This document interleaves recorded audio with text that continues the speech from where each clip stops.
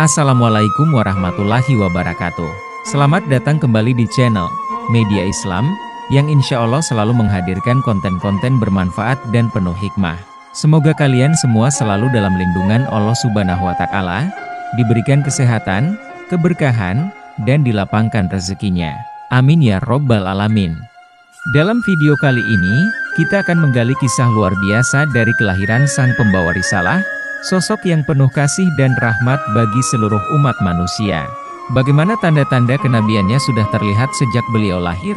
Apa makna di balik peristiwa-peristiwa istimewa yang mengiringi kelahiran beliau? Sebelum kita mulai, jangan lupa untuk terus mendukung channel ini dengan cara subscribe, like, dan share video ini. Dan bagi kalian yang punya ide atau topik Islami lainnya yang ingin dibahas, silakan tinggalkan komentar di bawah. Insya Allah saya akan coba bahas di video-video berikutnya. Baiklah, tanpa berlama-lama lagi, mari kita mulai pembahasannya. Semoga video ini bermanfaat dan menjadi amal jariah untuk kita semua.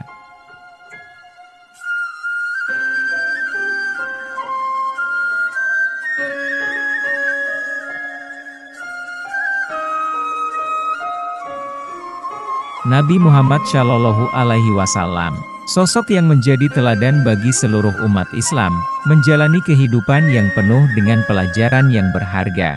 Kisah hidupnya yang penuh dengan kebijaksanaan, ketabahan, dan kesabaran memberikan contoh abadi bagi setiap muslim. Sejak kelahirannya hingga wafatnya, perjalanan hidup Nabi Muhammad Shallallahu Alaihi Wasallam menyimpan banyak hikmah yang patut kita teladani. Nabi Muhammad Shallallahu Alaihi Wasallam lahir pada hari Senin, 12 Rabiul Awal di tahun 571 Masehi, yang dikenal sebagai Tahun Gajah. Tahun ini diabadikan dalam sejarah karena pasukan gajah pimpinan Abrahah yang hendak menyerang Ka'bah dihancurkan oleh burung ababil, sebagaimana disebutkan dalam surah Al-Fil. Beliau lahir dari pasangan Abdullah dan Aminah, namun sayangnya, ayahnya meninggal dunia sebelum beliau dilahirkan. Nabi Muhammad Shallallahu Alaihi Wasallam dibesarkan oleh kakeknya, Abdul Muthalib, dan kemudian diasuh oleh Halimah Sa'diyah, seorang wanita yang dengan keikhlasannya, Allah Subhanahu wa Ta'ala karuniakan kelimpahan air susu saat menyusui Nabi kecil. Semasa kecil, Nabi Muhammad Shallallahu Alaihi Wasallam tumbuh sebagai anak yatim. Meskipun kehilangan ayah dan di usia 6 tahun ibunya meninggal, beliau tetap berada dalam asuhan kakeknya. Saat kakeknya wafat, pamannya, Abu Thalib, mengambil alih tanggung jawab untuk merawatnya. Meskipun tumbuh dalam keterbatasan, Nabi menunjukkan sikap yang mulia sejak kecil, dikenal dengan kecerdasannya serta kejujurannya. Ketika remaja, Nabi Muhammad Shallallahu Alaihi Wasallam menjaga dirinya dari perbuatan buruk yang umum terjadi di kalangan anak muda pada zamannya. Ada sebuah kisah di mana beliau 2 kali mencoba menghadiri pesta pernikahan di masa jahiliyah. Namun Allah Shallallahu Alaihi Wasallam menutup pendengarannya sehingga beliau tertidur hingga pagi dan terhindar dari keburukan. Pada usia 25 tahun, Nabi Muhammad Shallallahu Alaihi Wasallam mulai berdagang bersama seorang wanita kaya raya bernama Khadijah. Khadijah, yang terkesan dengan kejujuran dan integritas Nabi Muhammad, akhirnya melamar beliau melalui sahabatnya, Nafisah binti Umayyah. Pernikahan mereka menjadi simbol kebahagiaan dan cinta yang tulus, dengan Khadijah mendukung perjuangan dakwah Nabi hingga akhir hayatnya. Pada usia 40 tahun, saat Nabi Muhammad Shallallahu Alaihi Wasallam sedang beribadah di Gua Hirau, beliau menerima wahyu pertama dari Allah Subhanahu wa Ta'ala melalui malaikat Jibril.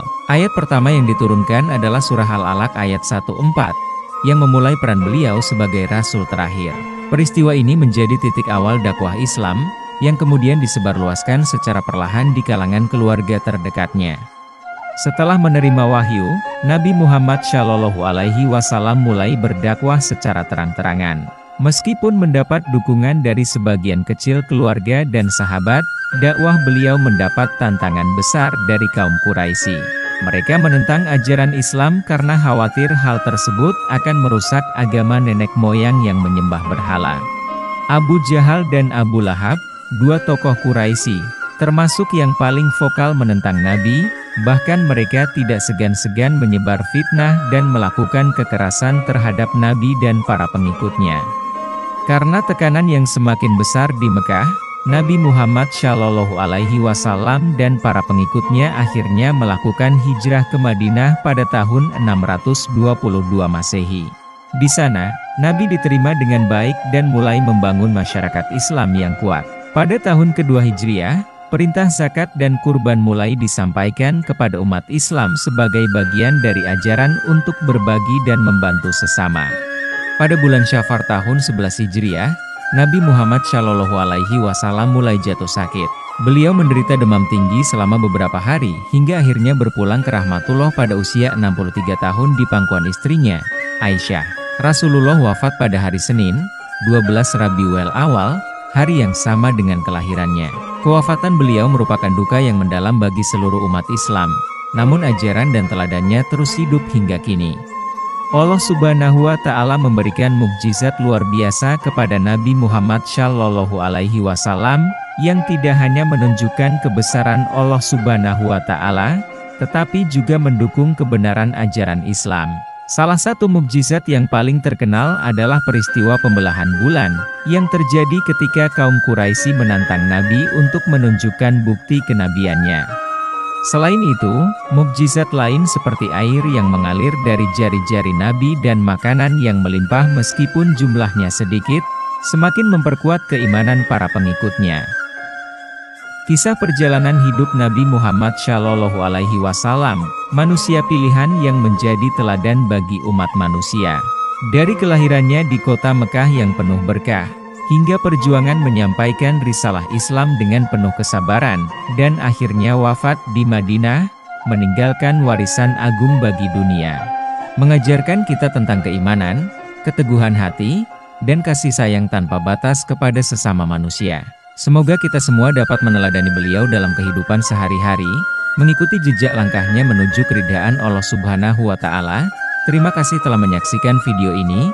Wassalamualaikum warahmatullahi wabarakatuh.